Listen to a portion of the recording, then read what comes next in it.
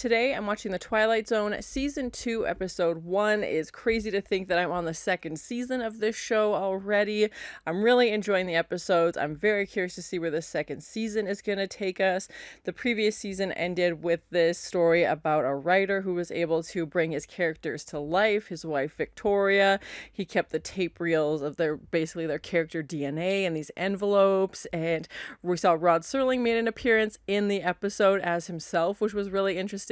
And we didn't get a next time on the Twilight Zone because obviously it was the end of the season. So yeah, very curious to see where we're gonna go in this episode. Yeah, it's been such a great ride so far. I've really enjoyed the series, so very, very curious to see where we're gonna go with this new season. So thank you so much for sharing in this first time watching with me. If you have any other suggestions for TV shows you think I should watch, please comment below.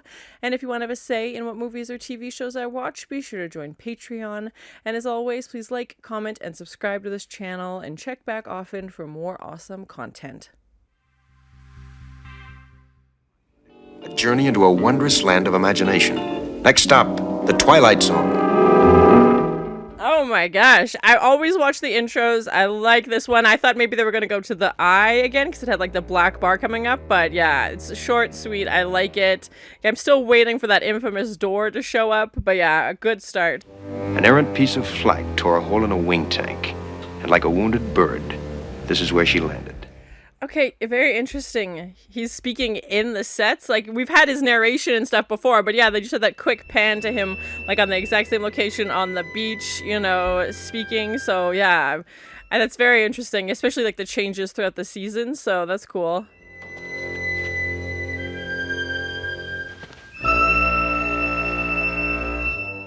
I'm curious if this is the same desert set that we've seen in previous episodes, and we've seen military-themed shows before as well. Fell behind, went off course, and bellied in. And the crew...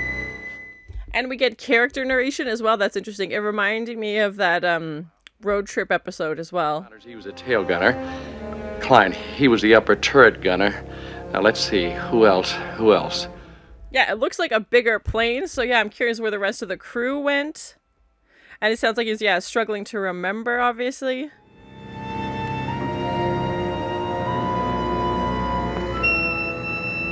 But it looks like there's like a bullet hole right where he would be sitting in the windshields. Okay. Jimenez? Hey! Hey! Was he there by himself? Piece it together. Where is everybody? Where are they? They didn't jump. The chutes are still here. Okay, very interesting. Yeah, where'd they go? And if they left the plane and started walking, why didn't they take me? Maybe they thought he was dead. It's reminded me a little bit of that episode as well where they thought they landed on another planet, but it was just Arizona or Nevada.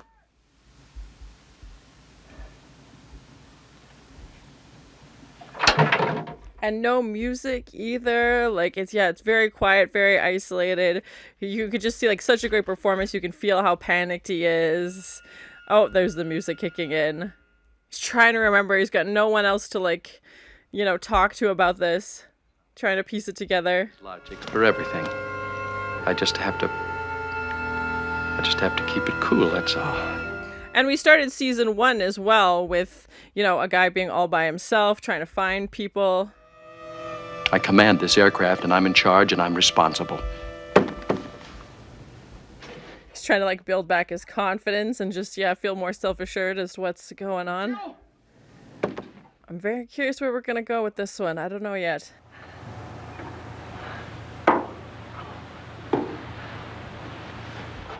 Yeah, and again, we see, like, the location is the character, like, he's battling this heat, and we're seeing, like, the different side of the, military aspect in World War II with him being in Africa this time, and, yeah, like I said, like, he's battling the elements, like, it's so hot, and... Oh, okay, so there is proof. Klein was there at one point. Sergeant Klein! You incredibly stupid jerk, you! You stupid jerk, you.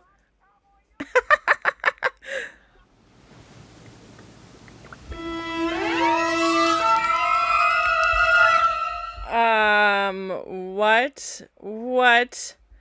Oh my god. Just as he yells at him for, like, wasting water, he spills it on himself. What is this guy mouthing? This is creeping me out.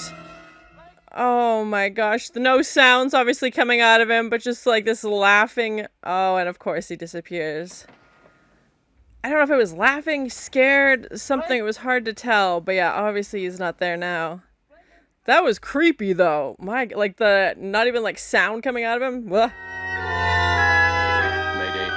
King 9 calling Firefly. King 9 calling Firefly. Mayday. Mayday. Malcolm Reynolds, Firefly? Hallucinations. The whole thing could be an hallucination. Yeah, obviously, like, we just found him lying down in the desert. Yeah. Gull might not even be standing here. Is this all a dream? I don't know. With a pretty girl. Oh, this one tears. And obviously if he's not drinking water, like, it's just gonna start, you know, dehydration. Blake! Connors, Klein? How about it, crew? You hear me, anybody? Yeah, and like you said, like, if they went to go get help, why wouldn't they take him with them? Like, unless they thought he was dead? I don't know, yeah.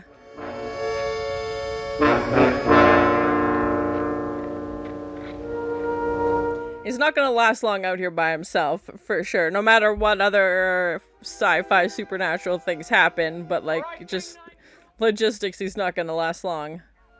Look, I'm supposed to look after you guys! That's the same sound he heard, but, like, it was the plane wing. Oh, it's a hat. Oh, it's his helmet. Did he bury them and then forgot? What? Or is it his own grave? Is that what we're doing? Oh, gosh, I'm worried. I'm sorry. I didn't know. Rest in peace, buddy. The crew. Rest in peace, kid. He forgot. Oh my gosh, that's sad. Because that's the only proof we've had of other crew members so far, is that water canteen. He can't be too far from civilization then, or again, he's imagining this, I don't know, but... Jet aircraft? How do I know about jet aircraft? This is 1943. There's no such thing as jet aircraft. Is he gone into the future? Is that what we did? I know about jet aircraft. F-106s, F-105, B-58s. I know all about them. Okay, interesting. Where you guys going? Hey, what's going on here? That would explain why no one else is there if he, like, time traveled, but yeah. We can't walk out. That's for sure. That's for positive. We're gonna have to fly. Fly. I don't think that thing's flying. Yeah, and to have him as this kind of, like, unreliable narrator, like, just to see him struggle. And boys, I'll get her back. You can trust me. I'll get her back. Like, a whole piece fell off. You're not gonna get this thing by yourself. Oh my gosh. I'm worried. I don't think he's gonna make it out of here. Because you're an illusion. You don't even exist. Is that... What? Is he actually hallucinating this whole plane? Oh, this guy's gonna pass out. He needs some water. Or I'm cracked up in some army base.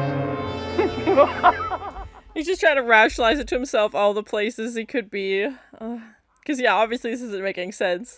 Any more than you do. Crow! Come on, boys! That's a good, like, madman laugh, though. It's such a good performance. Just laugh, see? Just... I'm worried. I'm worried. Yeah, I don't know where this one's gonna go.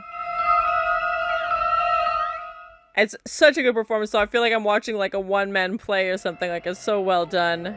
Just all the different emotions he's going through. Oh, there they are, standing there laughing, just like he said.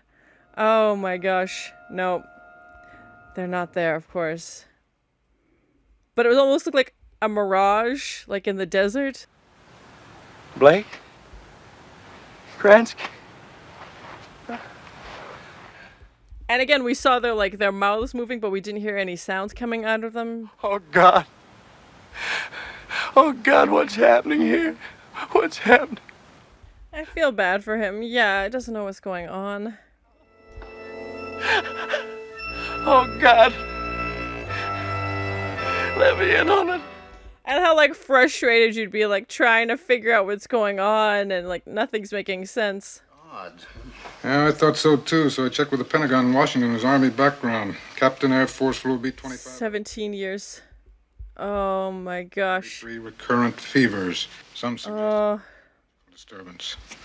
But he was discharged before they could find out much about it. Interesting. Okay. Took off for Italy on what was supposed to be a routine flight. But Embry never went on that last mission. Oh no. Oh, and he just feels guilty. And for 17 years, he's been carrying that around in his gut. And today, obviously, it triggered him by seeing the newspaper. Yeah, oh my gosh, poor guy. I saw Blake, but it was a mirage, an illusion. Yeah, that would make sense why, if he wasn't there. I chickened out. You didn't chicken out. You had no way of knowing that plane wasn't going to come back. This poor guy, I feel so bad. Yeah. Just as if I had gone back there today. Yeah, that's interesting, mixing, like, the present day stuff with his past memories and, like, that overlap. Did I go back to my plane? In your mind. That's how you went back. Yeah, I was going to say mentally he did, but physically not, obviously. Left him in the examination room. Put them on the desk here, nurse. I'm going back in the room. I'll take them in. Yeah, I'd like to talk to him in a day or so. Fine, I'll come check on him. But there's sand in his shoe. Dun, dun, dun, dun. So how did that get there? Ooh.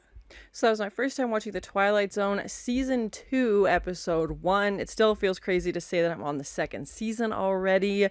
I enjoyed this episode. I don't know that I would have picked it for like a Season 2, I don't want to say pilot, but like to kick off the second season. This kind of feels more like a mid-season episode. I definitely still enjoyed it. I don't think the twist at the end was anything super crazy. He even mentions like maybe I'm in a hospital, and it was more of him just like figuring it out and kind of leading up to this reveal. So I knew there had to be something coming at the end. That's the typical format for the show. But yeah, to find out that he wasn't there at all, you know, they do the classic newspaper. It's 17 years later, which would put it, you know, into the 1960s. Which is obviously when the show was airing. So that was an interesting piece. And I wish they would have done a little bit more mixing the present and past. We have the Rod Serling, you know, narration at the end where he kind of says something along those lines. And the jets were an interesting piece. And I thought, okay, maybe he's just, you know, he's a pilot. He's fascinated with planes.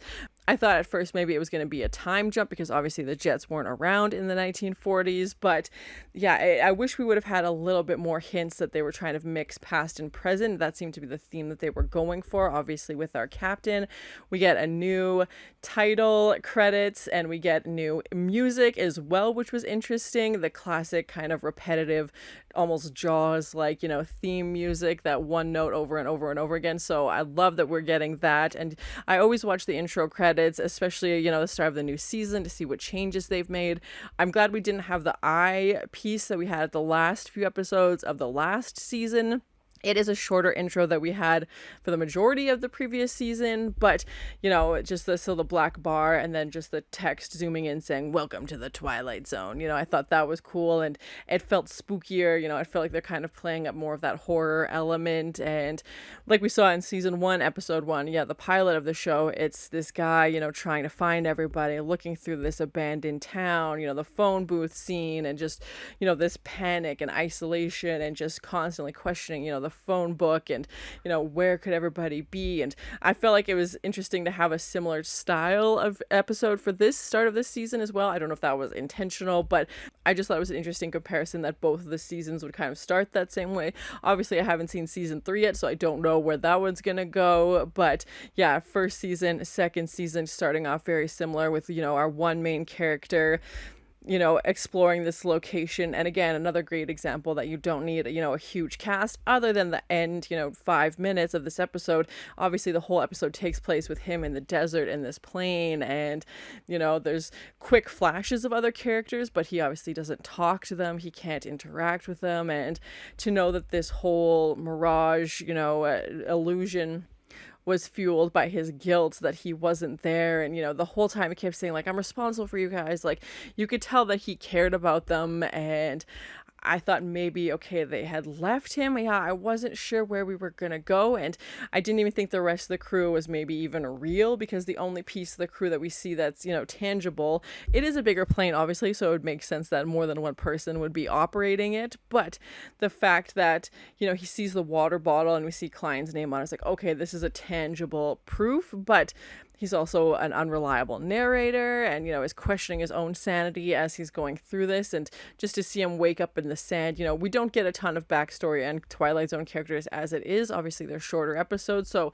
I wasn't surprised we just find him in this random place. And like I said, I like that they took a different approach to a war military story. We've had World War II episodes before, but not in the scope of Africa and the desert. I do feel like we've seen that set before, but I don't mind. I understand they're going to reuse some things, and to me it always plays a character, the locations where he's hot and he's tired and he's trying to get water, and as soon as he drinks water he sees one of his crew and ends up spilling it, and it's kind of like jokingly mocking them, being like, oh, you idiot, like, you left this, you're gonna need it. And obviously he's been carrying around the guilt of this crew dying and feels like he probably should have passed away with them, which is probably a dark, sentiment, but I feel like that's what his character was thinking, is that he wanted to be there with them, or maybe he thinks he could have saved them. I don't know, but he definitely feels like it was his responsibility to look after them. He wasn't there. He let them down.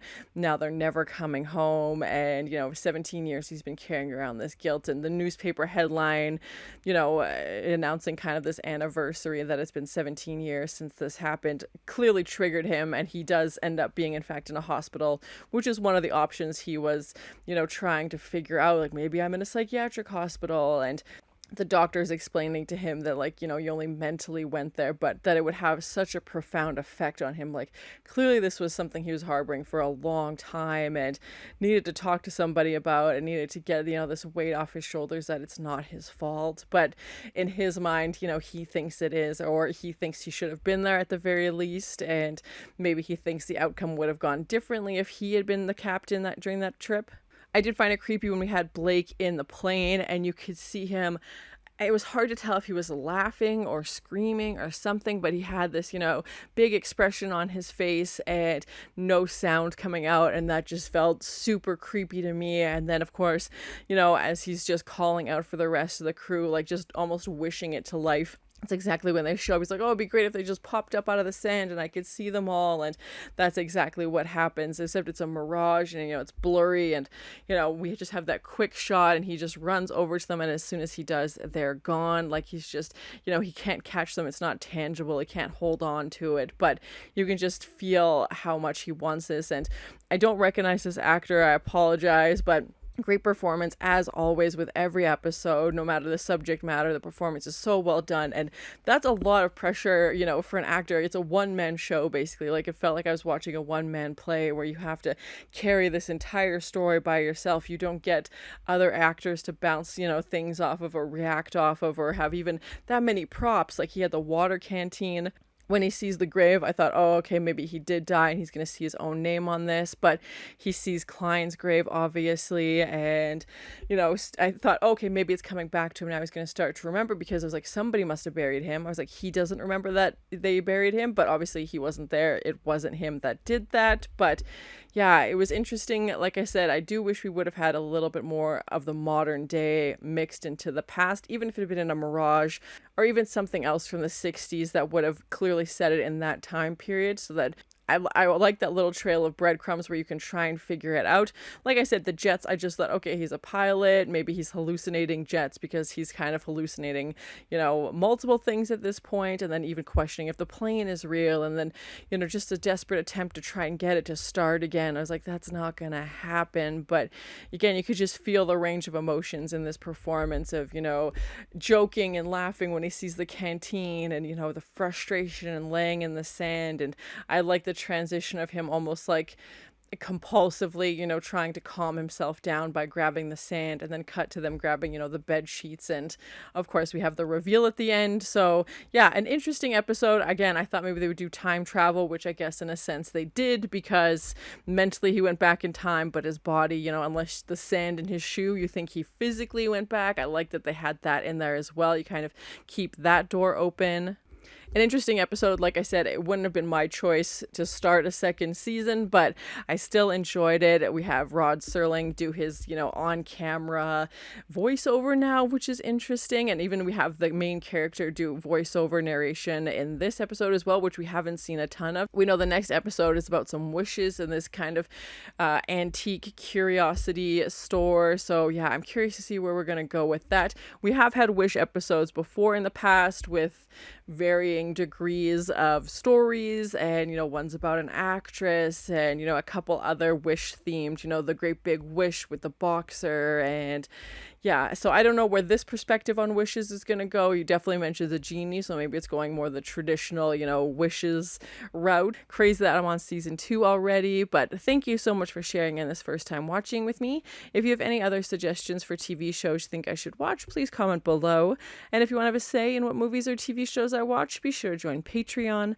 And as always, please like, comment, and subscribe to this channel, and check back often for more awesome content. But it looks like there's like a bullet hole. Just as he yells at him for like wasting water, he spills it on himself. What is this guy mouthing? This is creeping me out. Obviously, like, we just found him lying down in the desert. That's the same sound he heard, but like it was the plane wing. He can't be too far from civilization then, or again, he's imagining this. But there's sand in his shoe.